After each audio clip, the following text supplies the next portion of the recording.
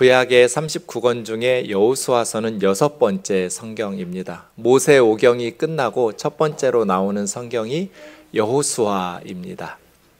여호수아는 와예히라는 단어로 시작됩니다.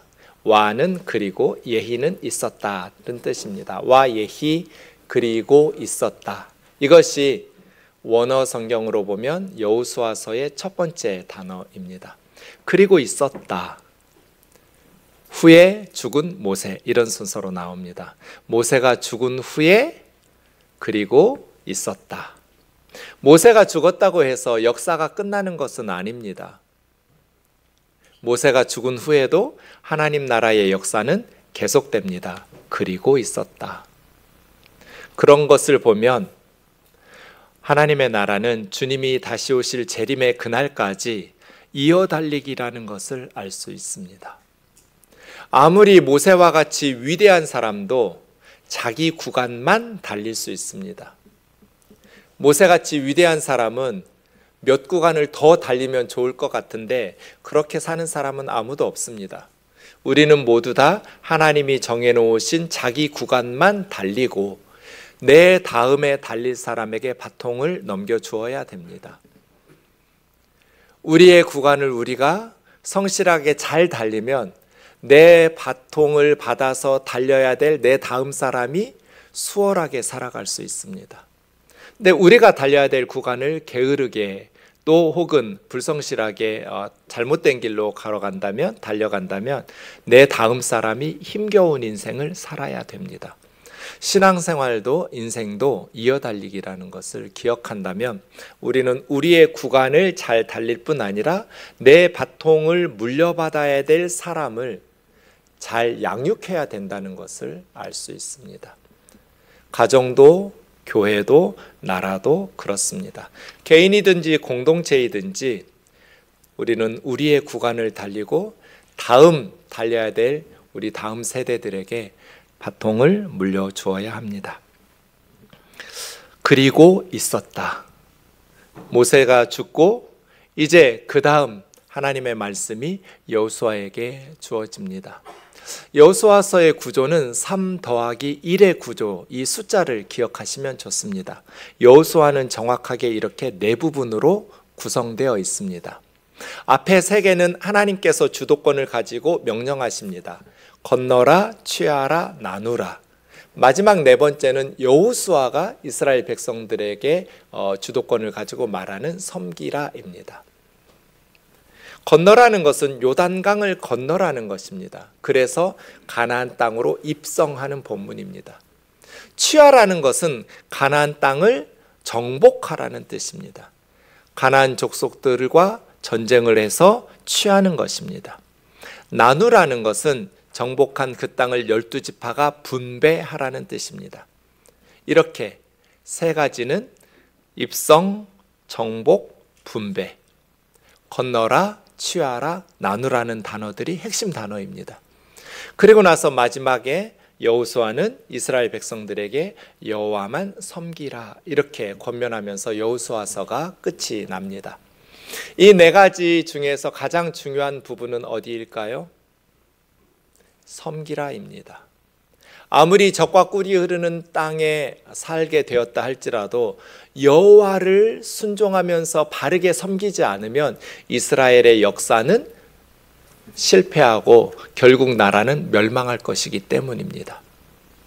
그래서 이스라엘 백성들이 요단강을 건너 가나안 땅을 정복하고 12지파가 분배한 후에는 여호와만을 섬기는 것, 하나님의 말씀에 순종하면서 하나님을 섬기기 위해서 그 땅에 들어가는 것이죠. 올 한 해 새해 첫 주일인데 저와 여러분의 삶에 어떤 일들이 펼쳐질지 모르겠습니다. 어떤 교우들은 건너야 될 때가 있고 어떤 교우들은 취하여야 될 때가 있고 어떤 교우들은 분배하고 나눠야 될 때가 있을 것입니다. 우리가 어떤 상황에 어떤 일을 만나든지 여호와를 섬기는 복된 한 해가 되기를 주의 이름으로 축원합니다. 모세는 죽었습니다. 하지만 하나님 나라의 역사는 계속됩니다. 그리고 있었다. 와예히. 하나님께서 여호수아에게 말씀하십니다. 내 종 모세가 죽었으니 이제 너는 이 모든 백성과 더불어 일어나 이 요단강을 건너 내가 그들 곧 이스라엘 자손에게 주는 그 땅으로 가라. 내가 모세에게 말한 바와 같이 너희 발바닥으로 밟는 곳은 모두 내가 너희에게 주었다. 두 번이나 반복해서 하나님께서는 내가 주었다, 내가 준다 이렇게 약속의 땅 가나안을 말씀하고 있습니다. 가나안 땅은 하나님께서 선물로 이스라엘 백성들에게 주신 땅입니다. 그런데 이스라엘 백성들이 여호수아와 함께 일어나 요단강을 건너서 싸우러 가야 됩니다. 이미 자기들이 확보한 요단강 동쪽에서 편안히 사는 것은 하나님의 뜻이 아닙니다. 이미 확보한 땅에서 12지파가 같이 살자가 아니라 하나님의 명령은 요단을 건너라. 내가 그 땅을 이스라엘 자손에게 주었다. 4절에 보면 그 땅의 지리는 남쪽으로는 광야, 북쪽으로는 레바논에서 큰 강 유프라테스, 해쪽 속에 온 땅은 가나안의 모든 지역을 말합니다. 그리고 해 지는 서쪽의 대해는 지중해를 의미합니다. 남쪽, 북쪽, 동쪽은 이미 두 지파 반이 차지하고 있습니다. 그리고 서쪽 가나안까지 건너가서 싸워서 취해야 된다. 이 모든 지역이 너희의 영토가 되리라. 이렇게 말씀하십니다. 내가 너희에게 주는 너희들이 밟는 모든 곳을 내가 너희에게 주었노니 그 땅을 너희 영토로 삼도록 일어나라 말씀하시는 거죠. 이때 여호수아의 심정은 어떠했을까요? 나이 들었지만 그래도 모세가 살아 함께 기도라도 해주고 있다면 든든했을 거예요. 40년 동안 자기들을 인도했던 하나님의 뜻으로 바르게 인도해 주었던 모세는 이제 죽었어요.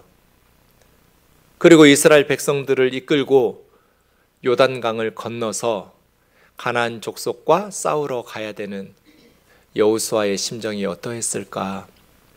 여호수아에게 200여만 명의 이스라엘 백성들의 운명이 달려 있어요. 40년 전에 여호수아는 정탐꾼으로 참여해서 가나안 지역을 40일 동안 정탐한 적이 있습니다. 40일 동안 12지파의 대표로 한 사람씩 12명이 선발돼서 가나안 땅을 정탐하고 와서 모세와 이스라엘 백성들에게 이렇게 보고했습니다. 그 땅이 정말 아름다웠습니다. 과연 젖과 꿀이 흐르는 땅이었습니다.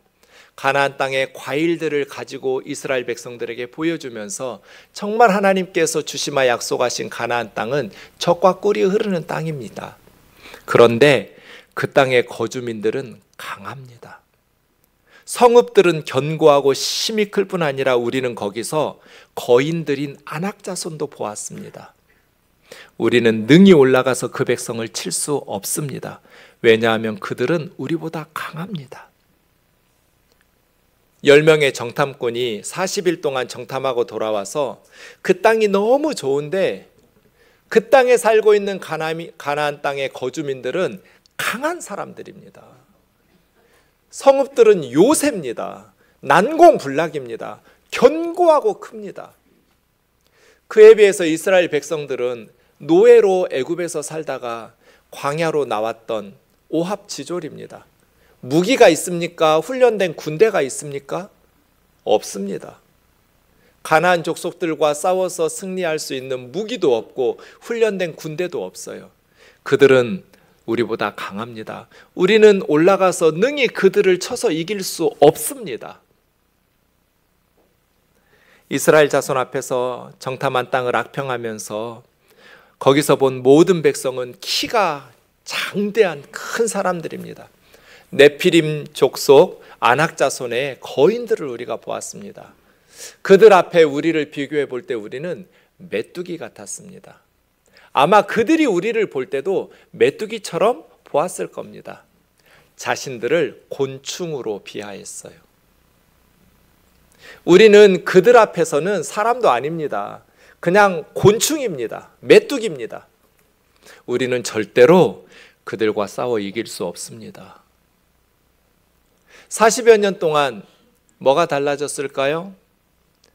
가나안 사람들은 이스라엘 사람들의 소문을 듣고 더 견고하게 싸움을 준비했을 겁니다. 요새를 만들고 성벽을 건설하고 무기를 비축하고 군대를 양성하고, 가나안 족속들은 이스라엘이 자기들을 향해서 전진해 오는 소문을 듣고 더 강력한 싸움의 준비를 하고 있었습니다. 이스라엘 사람들은 광야에서 무기가 생겼나요? 군대가 생겼나요? 없습니다. 그런데 이스라엘 사람들은 40년 동안 하나님의 능력을 경험했습니다. 날마다 만나와 메추라기로 먹이시는 하나님을 경험했어요. 이제 이스라엘 백성들을 이끌고 가나안 땅으로 가야 되는데, 이 순간 여호수아에게 필요한 것은 무엇일까요? 여러분, 여호수아라면 뭐가 필요할 것 같으세요? 그것이 5절에서 9절입니다. 본문은 1절에서 4절까지는 하나님께서 요단강을 건너 백성들과 함께 일어나 그 땅으로 가라, 내가 너희에게 준 땅으로 가라, 여기다 라고 말씀하시고 명령하셨어요. 이제 여호수아는 백성들과 함께 일어나서 요단을 건너야 돼요. 그때 여호수아에게 필요한 게 뭘까요? 5절에서 9절까지 제가 읽겠습니다. 내 평생에 너를 능히 대적할 자가 없으리니 내가 모세와 함께 있었던 것 같이 너와 함께 있을 것임이니라. 내가 너를 떠나지 아니하며 버리지 아니하리니 강하고 담대하라. 너는 내가 그들의 조상에게 맹세하여 그들에게 주리라 한 땅을 이 백성에게 차지하게 하리라. 오직 강하고 극히 담대하여 나의 종 모세가 내게 명령한 그 율법을 다 지켜 행하고 우로나 좌로나 치우치지 말라. 그리하면 어디로 가든지 형통하리니 이 율법책을 내 입에서 떠나지 말게 하며 주야로 그것을 묵상하여 그 안에 기록된 대로 다 지켜 행하라. 그리하면 내 길이 평탄하게 될 것이며 내가 형통하리라. 내가 내게 명령한 것이 아니냐? 강하고 담대하라. 두려워하지 말며 놀라지 말라. 내가 어디로 가든지 내 하나님 여호와가 너와 함께 하느니라 하시니라. 아멘. 지금 여호수아에게 필요한 건 뭘까요? 강하고 담대한 거. 임마누엘을 보시죠. 너의 평생에 너를 능히 대적할 자가 없으리니. 도대체 여호수아가 누구길래 그의 평생에 여호수아를 대적할 자가 없을까요? 여호수아가 중요한 게 아니에요. 여호수아가 싸움을 잘하는 용사여서가 아니에요. 지략가여서도 아니에요. 중요한 것은 내가 모세와 함께 있었던 것 같이 너와 함께 있을 것임이니라예요. 하나님께서 여호수아와 함께 하시기 때문에 여호수아의 평생에 능히 여호수아를 대적할 자가 없다고 말씀하시는 거예요. 내가 너를 떠나지 아니하며 버리지 않을 거야. 여호수아야, 두려워하지 마라. 임마누엘이죠? 내가 모세와 함께 있었던 것처럼 너와 함께 있을 거야. 우리 자녀들이 이 하나님의 음성을 듣기를 주의 이름으로 축원합니다. 아무개야, 걱정하지 마라. 너희 엄마와 내가 함께 있었던 것처럼 너의 평생에 내가 너와 함께 할 거야. 엄마 없다고, 아빠 천국에 갔다고 두려워하지 마라. 너희 엄마 아빠와 함께 있었던 내가 너와도 함께 있을 거야. 너의 평생에 너를 능히 대적할 자가 없을 거야. 내가 절대로 너를 떠나지 않을 것이고 너를 버리지 않을 거야. 이런 주님의 음성을 우리 자녀들이 들어야 돼요. 임마누엘이죠. 내가 너에게 명령한 것이 아니냐? 강하고 담대하라. 두려워하지 말며 놀라지 마라. 네가 어디로 가든지 너의 하나님 여호와가 너와 함께 하시느니라. 여호수아야, 걱정하지 마라. 네가 어디로 가든지 내가 너와 함께 할 거야. 임마누엘입니다. 그래서 5절에서 9절은 임마누엘로 시작해서 임마누엘로 끝나요. 지금 여호수아에게 가장 필요한 게 뭐예요, 여러분? 모세는 죽었고 자기가 200여만 명의 백성들의 운명을 걸고 요단강을 건너서 가나안 아낙 자손이 있는 크고 견고한 성읍에 있는 그들을 맞서 싸우러 건너가야 되는데, 이 순간 여호수아에게 필요한 것은 임마누엘이죠. 임마누엘의 예를 창세기 39장에서 좀 살펴보겠습니다. 요셉 스토리입니다. 창세기 39장도 샌드위치 구조입니다. 겉부분이 똑같고 속은 다릅니다. 겉부분은 임마누엘로 요셉에게 하나님께서 말씀하십니다. 그것도 2번씩이나 반복해서 말씀하십니다. 그런데 창세기 39장은 요셉의 인생에서 가장 힘겨운 시기였습니다. 형들에게 미움을 받아서 노예로 팔려서 애굽으로 왔습니다. 말이 안 통하니까 애굽의 노예로 팔려왔는데 언어부터 배워야 됩니다. 어느 지역이든지 말귀를 못 알아들으면 바보 취급 받습니다. 요셉은 바보 취급 받았을 거예요. 애굽에서 처음에. 그런데 형들의 미움받아서 노예로 팔려왔지만 요셉은 포기하지 않고 언어를 배우고 열심히 자기 맡은 일에 성실하게 그 일들을 합니다. 그래서 2절에 보면 여호와께서 요셉과 함께 하셨다. 임마누엘이죠. 그래서 형통했다라고 말합니다. 임마누엘로 형통한 거죠. 3절에서 또 말합니다. 보디발이 여호와께서 요셉과 함께 하시는 임마누엘을 보아서 범사에 형통하게 하심을 보아서 이 보디발이라는 사람은 애굽의 바로 왕의 근위대장입니다. 높은 지위에 있는 바로의 최측근인 고위직 사람이에요. 그런데 그 집안에 있는 많은 종들의 애굽의 명문대학 나온 애굽 사람들이 많을 거잖아요. 그 사람들을 다 제끼고 보디발이 히브리에서 돈 주고 사온 요셉을 가정총무로 삼아서 가장 높이 올려놨어요. 이게 쉬울까요? 어렵죠. 보디발의 집안에 있는 그 전에 보디발의 집에서 높은 지위의 역할을 맡고 있었던 그 애굽 명문대 출신들의 경험 많은 그러한 보디발의 하인들이 굉장히 불평하고 원망했을 거예요. 새파랗게 젊은 17살의 노예로 팔려왔는데 요셉이 히브리 종 출신을 우리보다 더 위에다가 둔다고? 주인이 되게 마음이 불편했을 거예요. 그런데 그렇게 할 만큼 요셉은 하나님과 함께 했고 하나님께서 함께 하시니까 형통했어요. 요셉에게 무슨 일을 맡기면 잘 돼요. 그런데 문제는 요셉이 너무 잘생겼어요.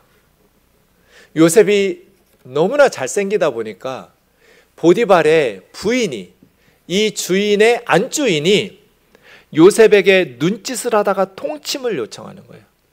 지구상에서 맨 먼저 눈 화장을 시작한 여자들이 이집트 여자들이에요. 보디발의 부인이 눈화장 예쁘게 해가지고 날마다 이렇게 이상한 눈빛을 보내는 거예요. 요셉, 나랑 한 번만 자자.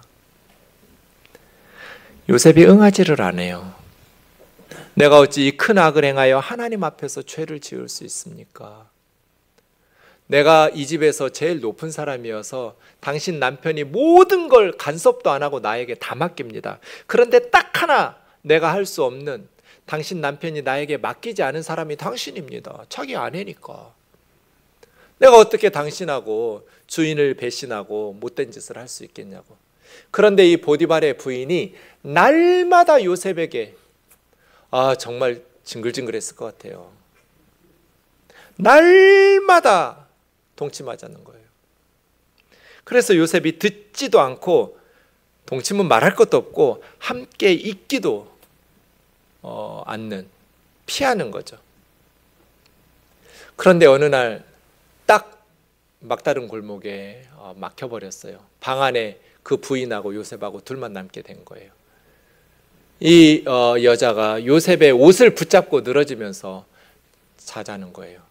그래서 요셉이 자기 겉옷을 그냥 그 여자 손에 내버려 두고 그 방을 뛰쳐나가 버렸어요.